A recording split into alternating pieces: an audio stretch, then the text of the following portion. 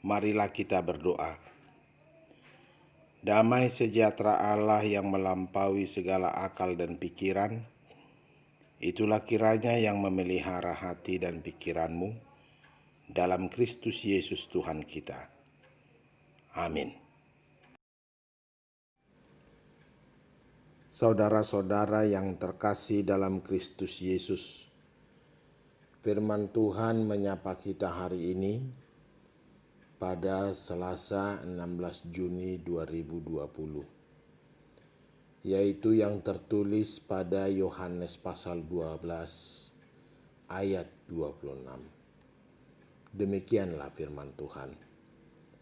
Barang siapa melayani aku, ia harus mengikut aku, dan di mana aku berada, di situ pun pelayanku akan berada. Barang siapa melayani aku, ia akan dihormati Bapa. Demikian firman Tuhan. Saudara-saudara yang terkasih dalam Kristus Yesus, kalau kita membaca Yohanes pasal 12 ini, terutama ayat 24 sampai 27, Yesus mengajar para muridnya tentang kesiapan untuk berkorban bagi Tuhan, sebagaimana Yesus rela mengorbankan dirinya demi kita.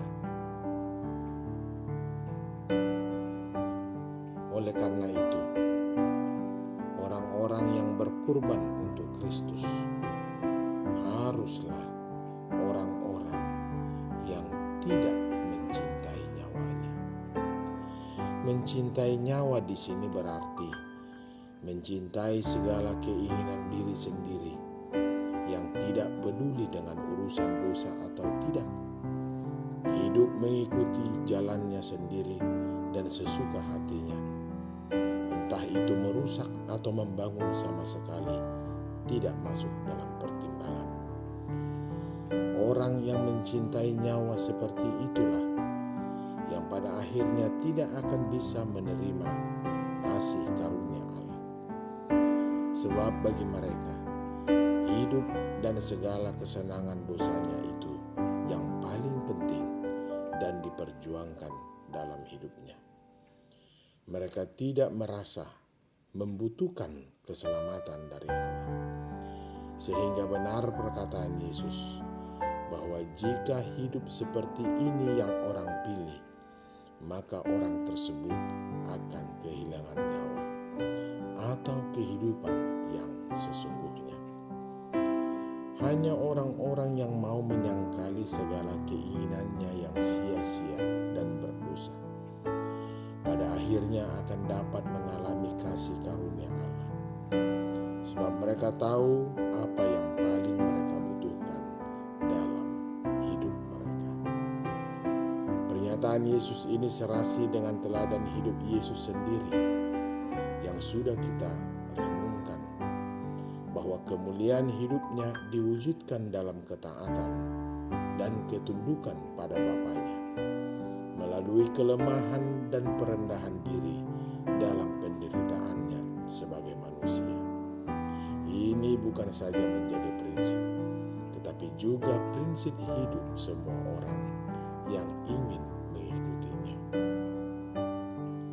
Saudara-saudara yang terkasih dalam Kristus Yesus, dan sebagai konsekuensi logis dari hidup yang tidak mencintai nyawanya sendiri adalah sebuah pengabdian kepada Allah dengan melayani.